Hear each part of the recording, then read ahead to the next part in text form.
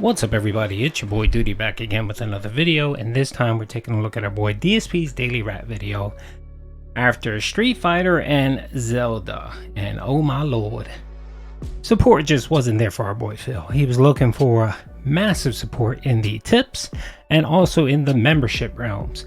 As you can see boys, our boy Phil is down to 592 members. He is on the road to 400, and if you guys know, I've said it over and over again, Phil has a membership base of between 350 and about 390, 395. Those are his true numbers. And of course, gifted memberships always inflate his numbers. So that's why you see him go from 400 to 800, back down to 600.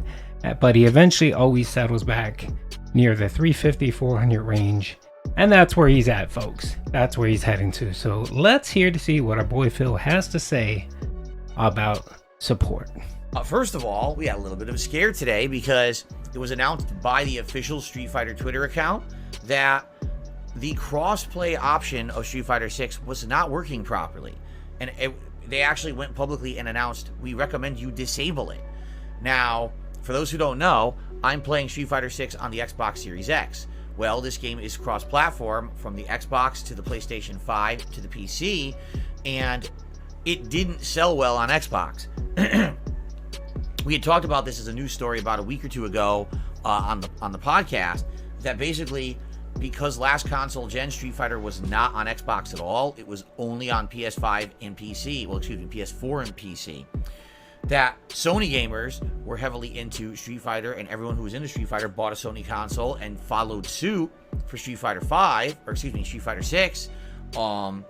And so this game being cross-platform didn't sell very well on Xbox. I mean, that's not surprising. Most people who bought the Xbox are people who either are playing like Call of Duty or people who are into the Game Pass. This is not a Game Pass game.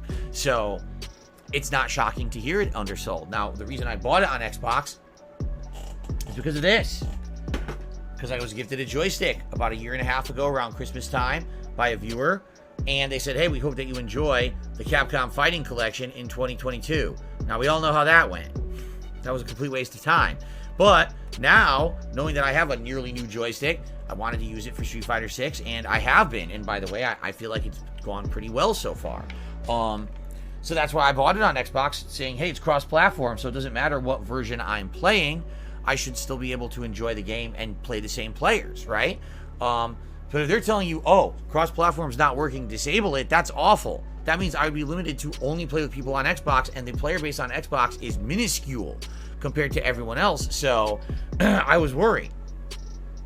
Couldn't find out, it didn't really affect me. I don't know why they said to do it, because by the time that I started playing, you know, usually I start playing around 12:45 p.m. Pacific time, I found matches nonstop. So I don't know what they were talking about. And by the way, yeah, a lot of them were, or most of them were cross-platform. So I really don't know what the issue was, okay? It was a continuation of Zelda Tears. Okay, now I saw that same tweet that Phil talked about, right? And you guys know that tweets are very short. You only have so many characters that you can put in. So you basically try to give a headline and then you attach a link. And that's essentially what Street Fighter did. Now, Phil just based his whole rant and raving on this podcast over this tweet. He didn't bother go to the website and actually read what Capcom actually said.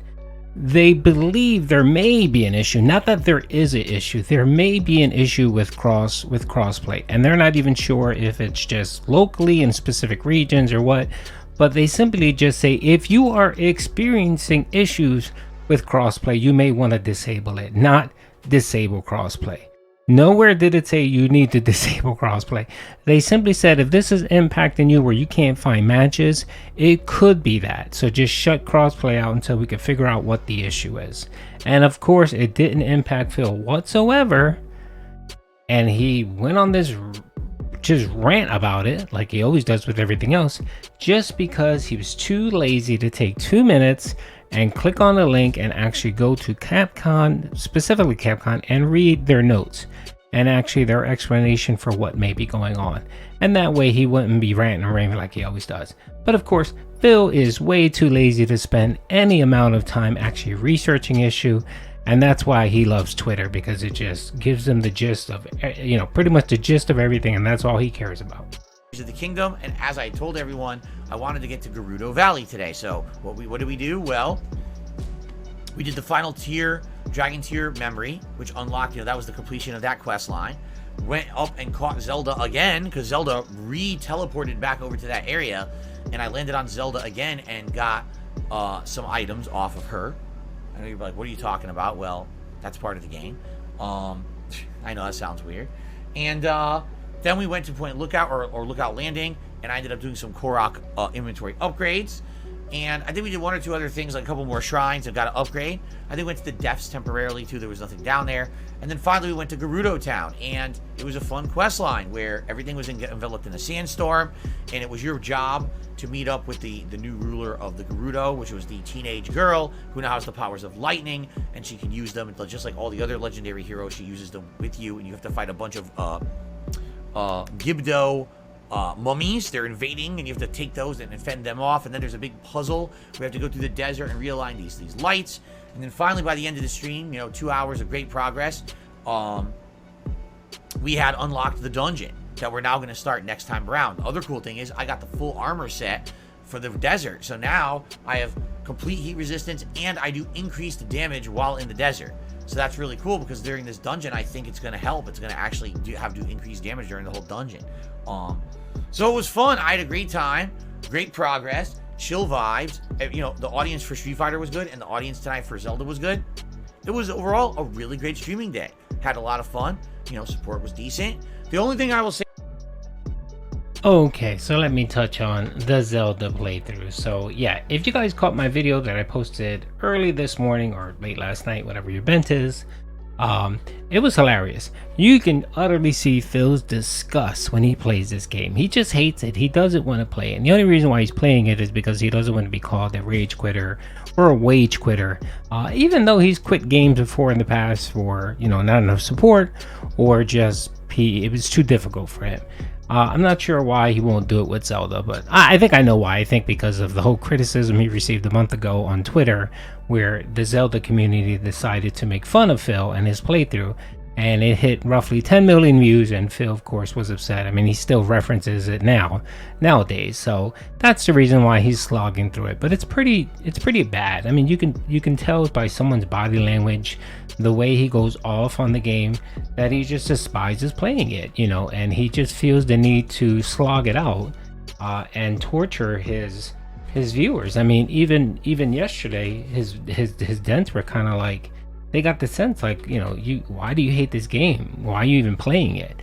Yeah, and you could tell, and also support's just not there. I mean, he made $50, and if I think at one dent came in, somebody came in and dropped a $30 tip. But if it wasn't for that, he'd be in the $20 tip range support, and that's why he hates it. He hates it because he knows that he's not going to get support for it. And he's just hoping one person may come out and wail out and support it. That's the reason why. I mean, it's just that's it. And at this point, Phil, I think you should just quit the game. You should just say, you know what, I'm done. I hate the game. I don't want to play it. I don't care if you're going to call me a wage quitter or rage quitter. I'm just going to move on to something else. But of course, that would entail him having to buy a new game, which he also despises. Is this, and if you're watching this, please don't take this the wrong way. We've lost a lot of members, and the reason is because last month we had people like Jinx, we had people like Brianna, we had people, I believe one of them was Burnt Zapato. There was like 3 or 4 people who last month gifted a significant amount of memberships to the channel. No exaggeration, it was like 300 memberships last month. We went from like 500 to like 800, and that was great. That helped me a ton. Trust me, that helped me a ton this month. Financially, things were really good this month. But what happened is they've all expired now. So we went from like 800, we're down to like 520 or something like that. And people are disheartened. I'm like, don't be disheartened. They were gifted. And right now, I'm continuing on with a bunch of RPGs. This is the problem. Playing a million RPGs. RPGs, when they're lengthy games, they don't retain support, nor do they retain viewership. They never have. This was my concern for this month when I told you guys last month. So let me get this straight. You want me to play Zelda and Diablo and Final Fantasy 16? I was like, I was very skeptical. Well, yeah. Exactly what I thought would happen. Basically, we have like no membership support this month. It's dipped entirely, and there's no one really coming and gifting members or anything like that. That's okay. This is not a complaint. This is just, I'm telling you, it's not the end of the world. Would it be great if by the end of the month there was some rallying and maybe some people who, you know, want to renew their memberships or give some memberships to the channel? Yeah, that would help, because today's the 26th and basically I have 4 more days to stream, but not Thursday. So basically I have Tuesday, Wednesday, and Friday, and whatever I do in the next 3 days, that's it for the month. You know, I'm curious to see where we'll end this month. Okay, it's my time to rant now on this. Phil, that's a problem here with gifted subs, and I've been saying that ever since gifted subs became gifted memberships became a thing on YouTube. It inflates your numbers. It makes you think you're doing better than when you actually are. Your base is 350 to about 390. That's around your base of memberships that are people that are willing to pay willing to pay out of their pocket and renew memberships. That's about it. And those numbers are pretty accurate. You're getting anywhere between 200 and 400 gifted subs, and that's just gifted memberships, and that's just inflating your accounts, because not every month you're going to get that support, and it's just going to drop. As we can see now, you're at 529. You essentially lost close to those 300 gifted memberships that were given to you. They're all gone. No one renewed, because there is no audience for it. Like I said, 350 to 390, that's your core membership population. No one else wants to pay money for memberships. So these gifted memberships are just inflating your numbers. And you just need to accept that. So when you drop in the 400s before the end of the month, you can't be upset. You can't be upset. It just shows that the value that you're providing for these memberships are not important. They're not critical, because if no one out of these 300 gifted memberships, no one renewed a membership, they just don't care. They don't care to get a membership. If they get it, fine, whatever. But they don't want to plunk out $4 or whatever it is out of their pocket to pay for your memberships. There's just no value there whatsoever. You get what? Emotes? You don't have to abide by slow mode chat. I mean, those are just not perks that people care about, Phil. And you just need to accept this. You either need to modify and change what you offer to your members to make it more, and give more incentive for memberships, or just stop caring. Stop showing your totals and begging. You need to stop that. The other thing too is that you said that you're blaming Final Fantasy, you're blaming Zelda, and you're blaming Diablo. Long RPGs. The vast majority of playthrough you did this month was Street Fighter. If you total up all of your stream time, Street Fighter is king. And no one renewed. It wasn't like you got memberships during Street Fighter and then it was negated with a Zelda playthrough where you lost more members. No, you got no one to re-up memberships during Street Fighter, Zelda, Diablo, whatever you played. No one re-upped these memberships. So it's a fallacy and a lie that you sit here and say, oh, the reason why nobody re-upped was because of Zelda or because of Diablo. No, Phil, it's because of you. It's because of you. And the other thing too is, why would someone pay money out of their pocket when they know some dent like OIC, Brianna, Lisa Lu are going to gift memberships eventually? Why bother? Why they just be without the membership until someone drops a bomb, and hopefully they'll get a free membership. So yeah, you're stuck like Chuck, Phil. And I'm going to track this, and when you dip back to 400, I'll sit here and say, see, I told you so. Anyway, hope you guys enjoyed the video. Peace out.